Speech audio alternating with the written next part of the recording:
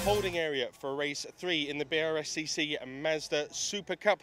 And it's really exciting because the 3 championship contenders are at the back of the grid. Now, Lyndsay, this is a unique feature in the Mazda MX-5 Super Series. Talk us through it. Yes, what happens is we have a ball draw after race 2, and luckily it was number 7, Steve Roberts, who's now gone straight to pole, and there's a reverse grid from 1 to 7 downwards, which meant we now have James, who won the last round, in place 7. We then have Luke, who is currently 4 points ahead in the championship at the moment in time after race 2, in P6. So for the final time this weekend, we'll hand it over to Andy to run us through the rest of the grid. Yes, thank you very much, Lyndsay. 2 great races so far today. A winner piece for Jack Harding and James Blake Baldwin. For this 3rd and final race, it is Steve Roberts and Jack Sycamore who make up the front row. Johnny Greensmith, winner at Knock Hill, is on row 2 with Aidan Hills for his first win of the season still. Then we get to the championship contenders, Jack Harding and Luke Herbert, row 3.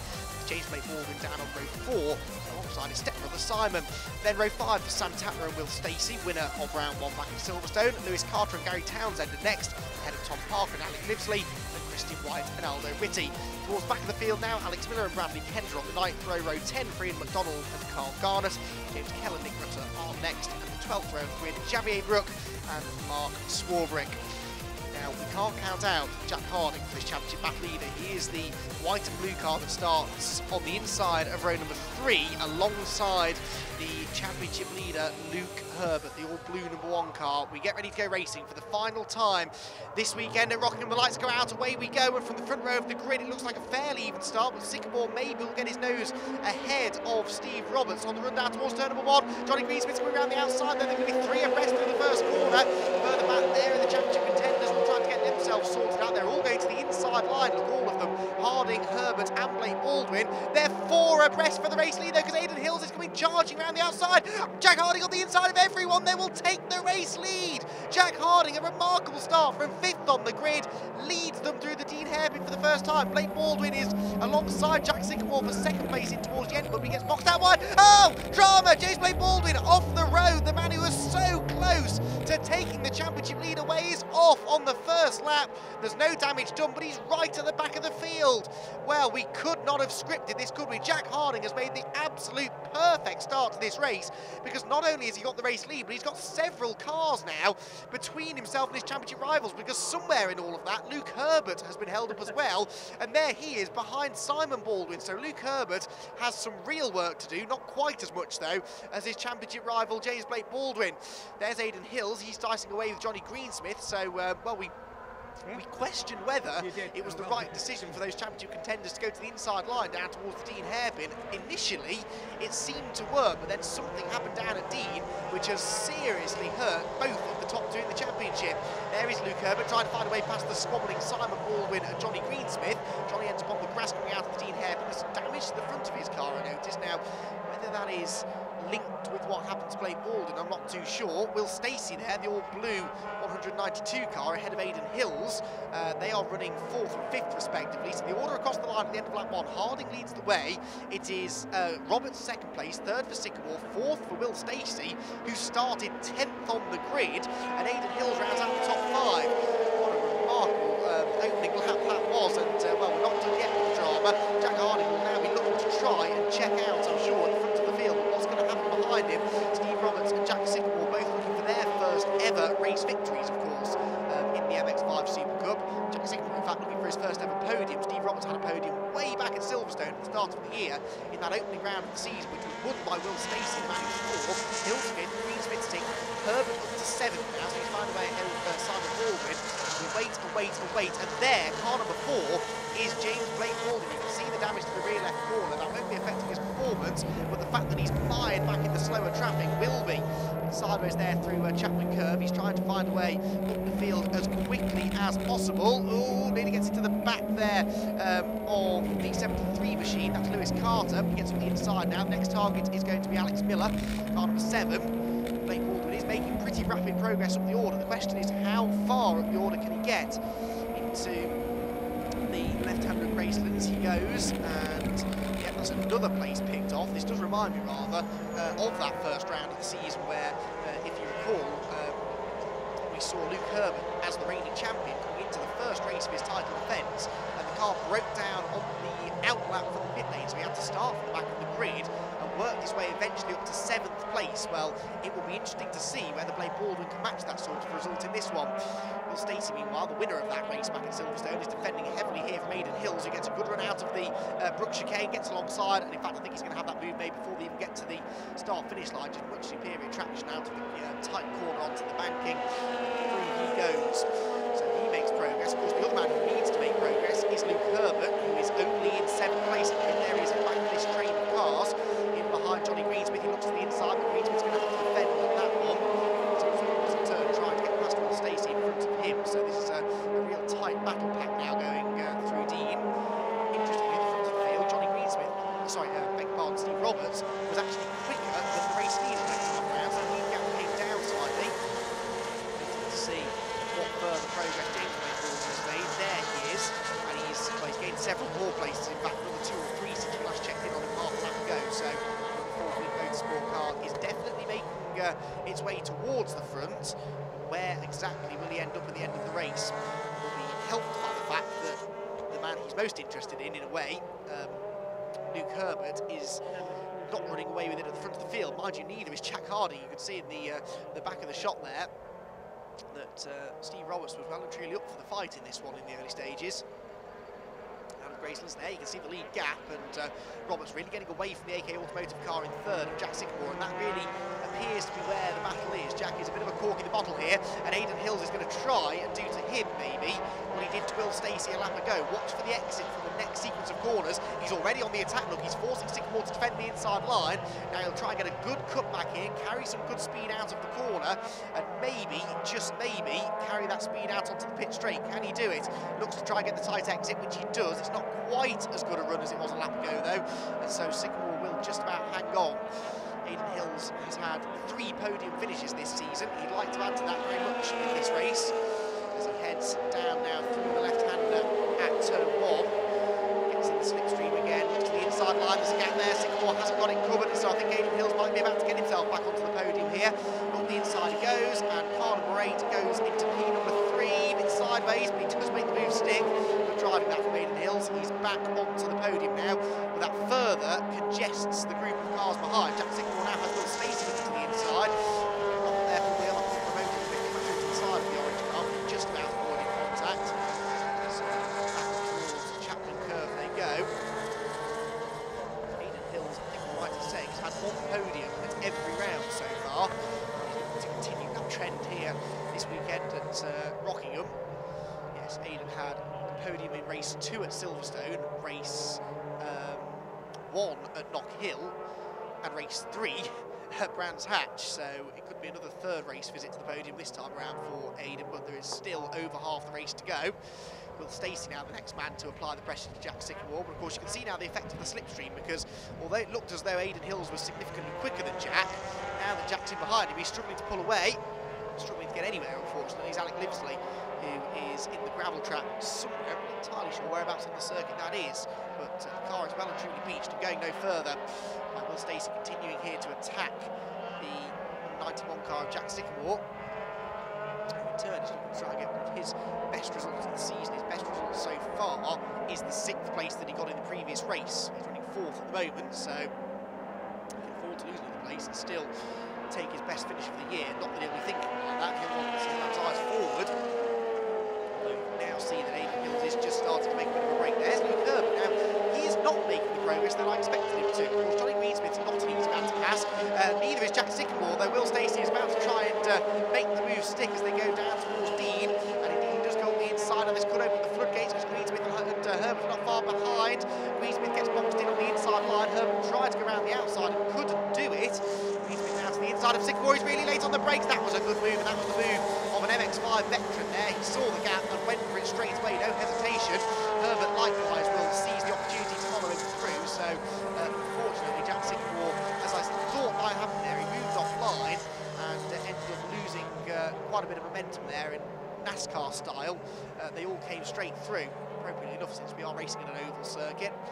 And we saw there how opportunism really pays dividends when you're in a pack of cars like this. If the slightest gap opens up, you need to go for it. Speaking of gaps opening up, the gap between the leaders has shot out all of a sudden, so Harding now getting away from Steve Roberts, who's not yet under any pressure from Aidan Hills, but Aidan will feel that he's a bit quicker than the car in front perhaps. He's finished ahead of him in all the races so far. There is James Blake-Ball. He's picked up another couple of places since we last saw him. Of course, the further up the field you get, the harder they get to pass, but also the more spread out they get. So Gary Townsend looks like he's the next potential victim. James Blake-Baldwin heads into the chicane now. You score points wherever you finish in the MX-5 SuperCup. It doesn't really matter whether you're right at the front or right at the back. You will score some points, but of course with 100 points available for a race victory, even when you start taking drop scores into account, you can't afford to have too many bad finishes, and that's where Luke Herbert did so well last year. Yes, he won a lot of races, but when he couldn't win, he was second or third. He wasn't seventh or eighth or even outside the top 10. Really, very rarely this season did we see Luke running into any difficulties. Baldwin has now made the move on Gary Townsend though, so another place gained. A bit of a gap now to close until he gets to Carl Garnett. Of course, he's now breaking into the top 10, and that's where some serious points can be scored. He can hopefully afford to excuse me, with half the race still to go, to make his way up towards the very sharp end of the field. Some of his worst finishes of the year, but it's very rare actually for Blake Baldwin to be off the podium. He had a 5th place back at Silverstone, but then apart from that, yeah, he's not been off the podium all year long, so it has been a really consistent season for Blake Baldwin, and he needs to keep that consistency going now here at Rockingham. So down into Tarzan leaders, leading 4 well, he's fairly well spaced out, but Johnny Greensmith is now defending heavily from Luke Herbert, Jack Sycamore, Simon Baldwin, and then Sam Tatler, and then a couple of places behind them now is James Blake Baldwin, so James can really stand to benefit from all of this. With them getting so tangled up with each other, then it's not beyond the realms of possibility actually that he could beat Luke Herbert in this race, and that would be a turn for the books after the disaster that was the first half a lap for James. So back out of Brook onto the banking he goes, and you can see there he leaves some thick black lines of rubber on the circuit behind him as he kicks the tail out, getting the power down as hard as he possibly can. Backwards that he has not long found a way past. Christian White dicing away with Tom Parker. Christian White, former Toyota MR2 contender, multiple race winner indeed, the Toyota MR2 Championship, and fancied a change, fancied a different challenge this weekend. I spoke to him actually at Brands Hatch in the previous round, and he said that it had been, it's safe to say it had been a steeper learning curve maybe than he'd anticipated, but as I pointed out to him at the time, it often takes a couple of years to acclimatise to these Mark III MX-5. One of the easiest things to get your head around, especially if you spend so many years racing in another category. Of course, on the face of it, a Toyota MR2 and a Mazda MX-5 not that dissimilar, but similar shape, size, weight, rear-wheel drive, the pair of them. But there are certain differences. These cars, quite a bit newer for starters, they're a bit more developed with braking and suspension and whatnot, so and a little bit more powerful maybe, so they are a challenge to get your head around, but once you get there, people like Jack Harding as an example, who's been pretty away at this for years and years, 7 years now anyway, and only now really is he becoming a serious championship contender. Simon Baldwin there leaning on Jack Sycamore as they came down into the Tarzan hairpin there, trying to gain another place, and he now goes from the outside of the road to the inside, and then back to the outside again. Still Jack Sycamore is not letting him go. Fair play to Jack, he doesn't have to let anyone go, he's perfectly entitled to race for his position, trying to make the most of this reverse grid opportunity that's been handed to him. But this is holding up this top 10, so James Blake Baldwin will not be far behind now. You can see him there in the background, so what is at the moment a 4-car train is about to become a 5-car train. It's the 5th car in the queue, who arguably is the fastest. So I don't think we'll try and talk about that. So Tatley now goes on the attack as well, looks to the inside of Simon Baldwin there, indeed, as Luke Herbert goes to the inside of Will Stacey. This is an important move. It looks like Johnny Greensmith's gone past Stacey, and Herbert has followed him through. So 4th for Greensmith, 5th for Herbert. Meanwhile, Sam Tatler has got himself past Simon Baldwin. He appears to be slowing down. Now, is that an issue, or is that tactical to try and allow James Blake Baldwin through? No, I think there's some sort of a problem, isn't it? The car is slowing, so Simon Baldwin, that's a shame. He was on for another really good result there. Top 5 was in the offing. unfortunately he's run into some sort of difficulties. So that leaves the order now. Greensmith 4th, Herbert 5th, Stacey 6th, and Blake Baldwin 7th, though Sycamore is next, sorry. Then Sam Tatler, of course. So actually there's still a bit of work to be done for Blake Baldwin. There he is just behind Tatler and Garnett as they head through the left-hander at Gracelands. Next corner is an overtaking opportunity though, and Blake Baldwin's more than close enough to go for it, and there's going to be a gap on the inside because Carl Garnett's gone to the outside line to try and put the pressure on Sam Tatler, who himself drifts a bit wide, so Blake Baldwin could gain 2 places out of all of this. Through the right-hander they go, over the dotted white line, he gains 1 for now, waits for the next opportunity to dive on the inside of Tatler, which I don't think is going to be the next corner. But look, you can see tantalisingly close in the distances. Luke Herbert, there's almost contact between the two of them heading through Brook. Blake Baldwin is so determined to get him through the order. You know, sometimes these are the races that racing drivers enjoy the most. Yes, you'd rather not be in that position in the first place where you're having to pick your way through the field after some early dramas, but when you do have to do that, it can be fairly enjoyable, and certainly if you get a good result out of it, it's definitely enjoyable. Luke Herbert, though, he's looking for a good result as well, looks to the inside of Johnny Greensmith and takes 4th place away. So Greensmith not quite able to defend, and Luke Herbert, it seems, has woken up now towards the back end of this race. We're into the final third now, and all of a sudden Luke is starting to make some good progress. He's damaged the front of his car, and I must have seen him got into the back of James Blake first lap. Of course, they would have all been running fairly closely together, so Blake Baldwin were possibly nose to tail at that point. Anyway, we mustn't speculate until we've heard from the drivers post-race, but it's so congested on the opening lap, it's very easy to make a little bit of incidental contact with somebody. The trouble is that when it's your championship rival, it can have all sorts of implications as the season goes on. So Herbert goes 4th, Greensmith down to 5th. Will Stacey would like to get himself back into the top 5 if he could. Remember, Will had that enormous accident back at Silverstone.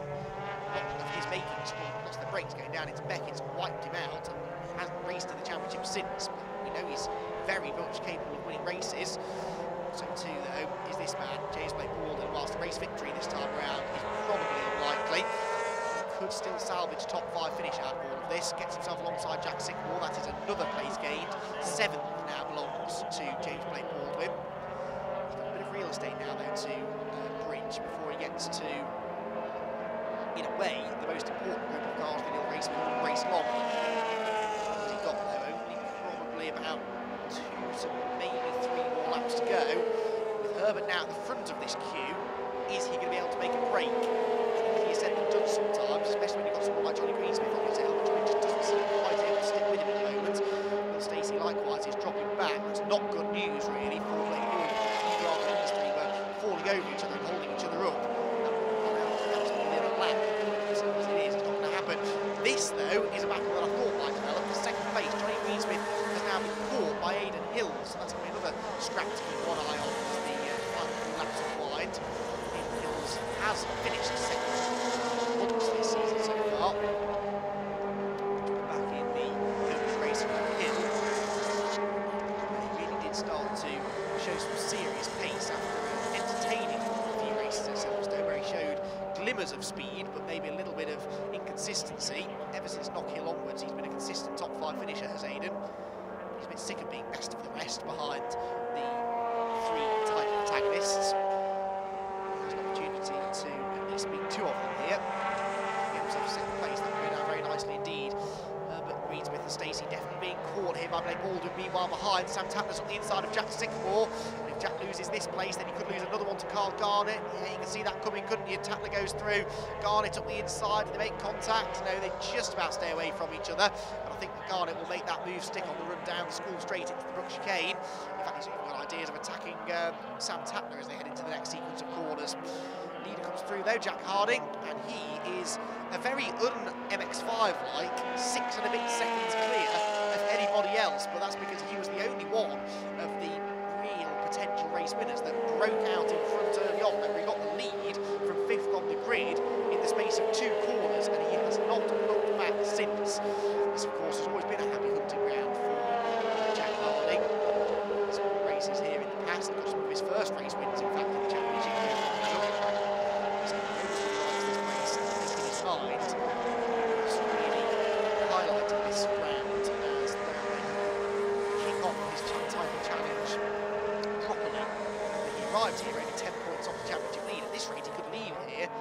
championship leader.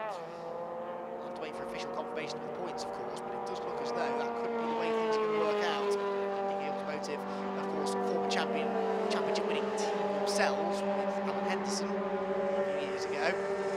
Jack was his sort of protege teammate at that point. He was getting the odd podium and then the odd race win, but now really has come of age, and he arguably should have been able to challenge for the title last year, but incurred a race disqualification early on in the season, and you can't count a race in which you're disqualified as one of your drop scores.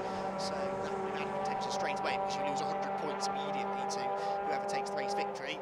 This year, though, he's been doing his very best to keep it clean, stay out of trouble, and to keep on racking up the race victories. He took his second win of the season earlier on this weekend.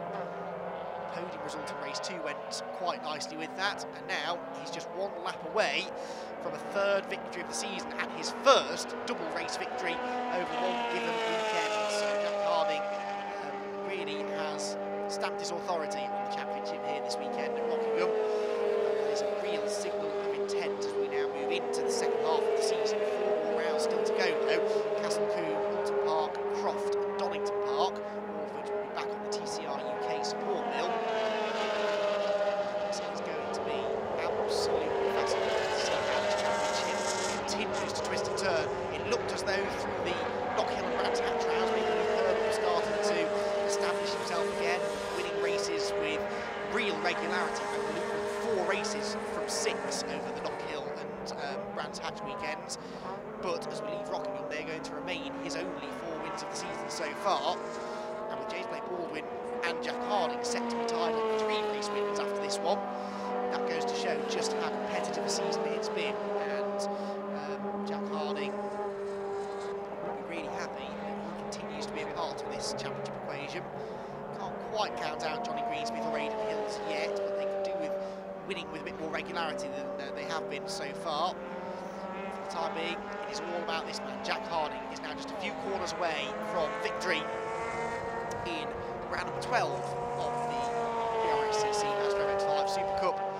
The 2018 championship is turning into an all-time classic, and Jack Harding is turning into one of the real championship favourites. Out onto the banking he comes. He will take victory in race number 3 here at Rockingham, and in dominant fashion too. A well-deserved second victory of the weekend for Jack Harding, and it's going to be Steve Roberts who hangs on to second place, Aidan Hills in third, and Luke Herbert fourth, Greensmith fifth. But look at that, James Blake Baldwin from stone dead last after 2 corners. He gets into 6th position by the check flag, and they are some valuable championship points. So Harding wins by nearly 7 seconds at the end over Roberts and Hill rounding up the podium. Herbert is 4th and Greensmith 5th. James Blake Baldwin, what a drive, 6th place. William Stacey is 7th, Sam Tatler 8th, Carl Garnett 9th, Gary Towns at 10th, Jack Sycamore, Bradley Kent, Tom Parker and Christian White with Aldo Ritty in 15th, ahead of James Kell, Nick Rutter, Alex Miller and Ian McDonald. Mark Swarbrick was a non-finisher, so too was Simon Baldwin, Lewis Carter, Alec Lindsley and Xavier Brook. A brilliant race though, and this championship is going all the way to the last race of the year. Jack, can you talk us through that start? It was amazing. Yeah, I got off the line. It wasn't brilliant. It was just sort of average, sort of same as the guys in front. And I got a bit of slipstream coming through turn 1, the kink. And then as we were coming down to turn 2, I just saw a small gap on the inside of Steve, and I just thought, you know what, I'll just fill my car with it. And then he saw me and gave me a bit of room, and that was it. And then that was job done. So yeah, that set us up for the result. We had the crowd absolutely roaring at that moment. Yeah, exactly. It was. I was a bit excited. Then I drove like a bit of an idiot for about 3 laps because I was a bit nervous. But then now I settled down and I went away with it. So great. Steve, talk us through that race. Well, I looked into a front row start because it was the reverse grid. So, you know, I wanted to be on the front row through my pace, but I'll take it. I got a reasonably good start, and then everyone just towed up behind us, and I'd left half a car's width, and I saw Jack come steaming down the inside. So I thought, well, you know, give him some room, else we're both going off. So kind of had a bit of a messy first corner then, but managed to just get back into second, and then I hooked onto Jack's bumper, and for the first few laps I was doing okay and sticking with him. Then I just missed a couple of gears, which seems to be my Achilles heel on these Mazdas. I can't seem to change from second to third, which you'd think would be a simple thing. So I missed about 2 gears in 1 lap, and that dropped me back from Jack, and then I lost the toe, and then it was just no man's land. So it's a case of consolidating second then. But this is your second podium this year. Yeah, this is my second year in Mazdas. I was the first race of the year I was second. And then Knockhill and Brands, we've had an excellent chassis. I mean, Rob Boston Racing produced a great car. And we've been nailed, just been suffering a bit in the straight line. Well, we changed the engine, and it's a lot better for Rockingham. Unfortunately, now I'm not driving as well. So hopefully at Castle Combe, I should get everything together and be up the front through my own merit. Oh, fantastic. Right, well, we'll see you at Castle Combe. Great stuff, thank you. Aidan, that was a fantastic race for you. Yeah, it was a good race. We had a really bad qualifying. I went from start qualifying 10th and 9th, so we were down on pace, and I struggled in the first race, and then we 4th earlier today, and then a podium in the last race. I can't complain. I've had a podium at every meeting now, so yeah, it's a good weekend in the end. Fantastic. So you'll be coming back to Castle Combe? Yeah, definitely. Yeah, I've never raced at Castle Combe. Really looking forward to it. It looks like a good fast track, and yeah, I can't wait really. Oh, brilliant. Well, we'll let you get on, and congratulations. Thank you very much. I'd just like to say big thanks to my dad for all his hard work on the car and everything, and DMH Motors. So thank you. That's great to hear. Well, tell them congratulations from us.